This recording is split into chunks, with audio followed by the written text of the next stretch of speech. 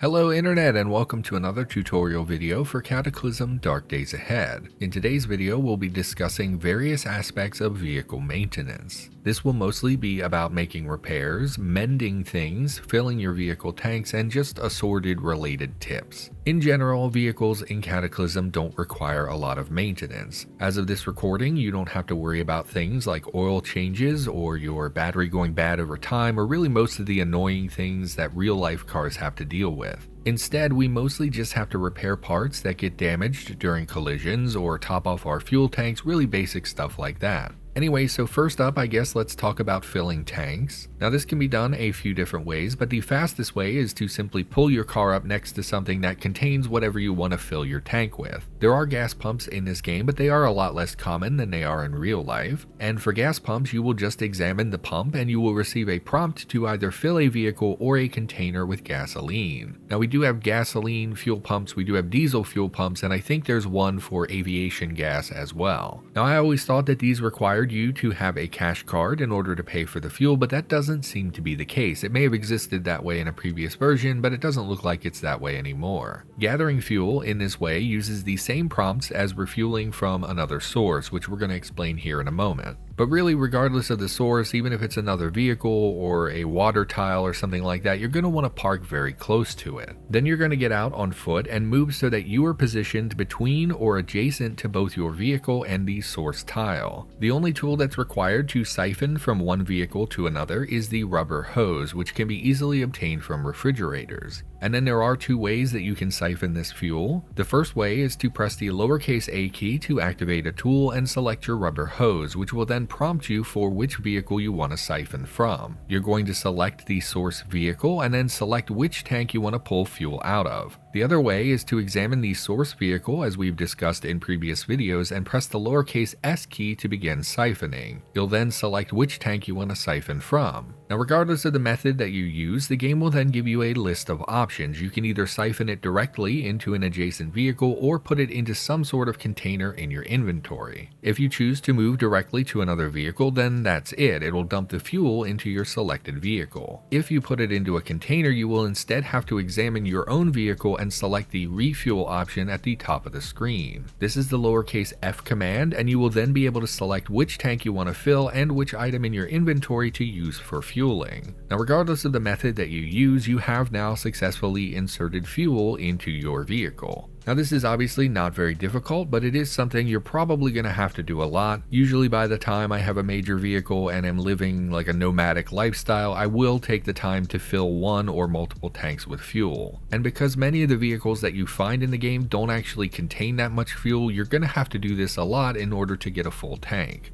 Now it is worth noting as well that vehicle tanks can be used to store other liquids. I personally tend to install a tank that I fill with water so that I always have access to it for crafting. You can fill tanks with water using these same methods that I listed above. However, instead of using a source vehicle, you can instead pull your vehicle alongside like a pool or a riverbank or similar water source. Then you will examine the source tile and you will be prompted on what you want to do with the water. I also know that some players will fill vehicle tanks with soup or alcohol as well, although that's not my thing personally. It is still an amusing thing that you can do if you are so inclined. And then as a final note here, containers do not matter. In real life, gasoline is only supposed to be dispensed into certain kind of plastic, stuff like that, but it doesn't actually matter in the game which liquid container you use. Moving on now, let's touch on the mend command, which is the lowercase m key. Now you could argue that this is a form of repairing, but it has its own command and it needs just a little bit of explanation. The actual repair command, which we're going to talk about here next, is for repairing damage, restoring like a vehicle part's durability. However, mending something is more like fixing a faulty aspect of the vehicle part that you're looking at. As far as I know, the mend command is only for engines, but someone correct me if I'm wrong. I don't know any other vehicle parts that use this. If your vehicle has a fault that needs correcting, pressing the lowercase m key will then open the menu and display what needs fixing. These are referred to as faults, parts, and they come in a huge variety of forms. All of them will require different components and skills to fix them, and I definitely cannot cover them all in a video. So basically, just look at this list, obtain the parts and skills that are required, and then use this command to fix the fault. They are pretty simple, and not all faults need to be fixed in order for a vehicle to run. I did cover them somewhat in my Vehicles at a Glance guide, but this is about as detailed as I'm going to get in this video. Now let's move on to the actual repair command. This is done through the main vehicle screen using the lowercase r key to repair. In order to use this, you're going to have to first navigate to the tile with the vehicle part that you want to repair. The left-hand side of this screen displays an ASCII representation of our vehicle and a list of parts that are on the currently selected tile. You can navigate this display using your movement keys, which will change the parts listed as you move between tiles. The two symbols listed to the left of the vehicle part are its current durability. More vertical bars represent more durability, and slashes represent half values. So, 2 green bars means it's at full health. When something is broken but not destroyed out of existence, it will display with 2 X's. This durability will determine how much material is necessary for repairing it, or if it can be repaired at all. For example, if your solar panel is marked with 2 X's, you cannot repair it without using a complete solar panel, effectively fully replacing the original. However, if the solar panel is only partly damaged, you can repair it with solar cells and assorted electronics material. So if it's basically fully destroyed, you have to install a completely new part, but if it's only partially damaged, then you can repair it. Once you've moved your indicator over the tile with the part that you want to repair, you will press the lowercase r key. This will highlight the first part in the list, and the right-hand side of the screen will display what is required to repair that part. You can move between the parts in this list, again using your movement keys. The requirements listed will also be color-coded. Green means you fulfill the requirements, and red means you do not. If you cannot select a part in the list, it means that that part cannot currently be repaired, or it's at its current maximum durability. The only thing I can think of off the top of my head that cannot be repaired in any capacity would be storage batteries. Additionally, the amount of components that are required for a repair increases as something is more damaged. Now you may have noticed that to the right of these durability lines there is sometimes another bar. I don't know if there's actually a name for this, but I usually call it long-term durability.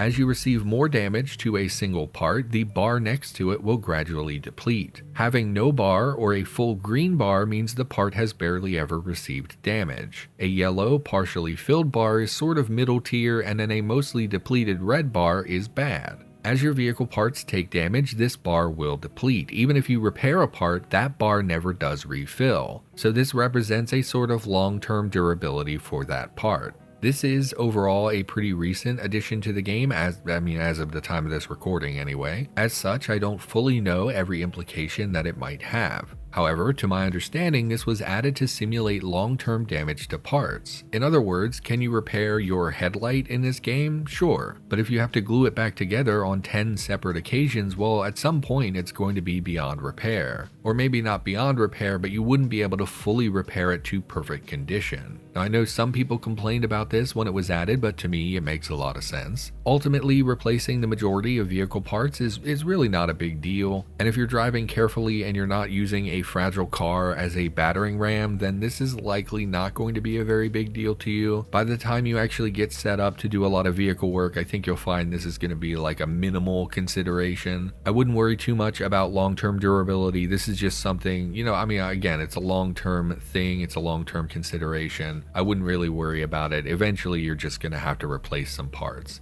Now, I do have a few additional notes here about repairing and whatnot. First of all, some parts naturally are more durable than others. Solar panels are notoriously prone to damage. They're actually pretty fragile. But yeah, you're going to notice that your solar panels get damaged pretty frequently. I don't know if this is just one of those things that's like lodged in my brain as a constant annoyance, or if they're actually just really delicate. And in terms of ongoing damage, frames are one of the things that you're going to want to pay a lot of attention to. If your headlight takes a lot of damage and its long-term durability drops, that's really not a big deal. You can just rip it out and slap a new one in there. However, if your frame starts seriously deteriorating, that's really not an easy thing to replace. See, frames in Cataclysm can only be removed after all other attached parts are first removed, and if that frame is the only frame connecting an adjacent tile to your vehicle, it can't be removed at all. So, if your frame needs replacing, it is extremely annoying to rip everything out of your vehicle and then put it all back together again. This is especially true early in the game because you might not have a lot of welding materials. In the later game, it's less annoying because you usually have what you need, but it's still kind of a chore. So if you're going to be doing a fair bit of vehicle work and you want things to be extra durable, you should consider using heavier frames. If you're choosing a base vehicle that you want to expand later, you should avoid using cars that have lightweight frames or solar vehicles because they're so delicate. Ultimately, any car can work temporarily, but if you're thinking in the long term, heavier is generally more durable. Regarding broken parts, as far as I know, everything here is binary. Something will either work or it won't. Most parts don't lose efficiency as they're damaged. In other words, your recharging station, as far as I know, will always work until it stops working. It doesn't recharge slower when it's damaged. Headlights don't dim as they get damaged. They're just either full blast or they don't work at all.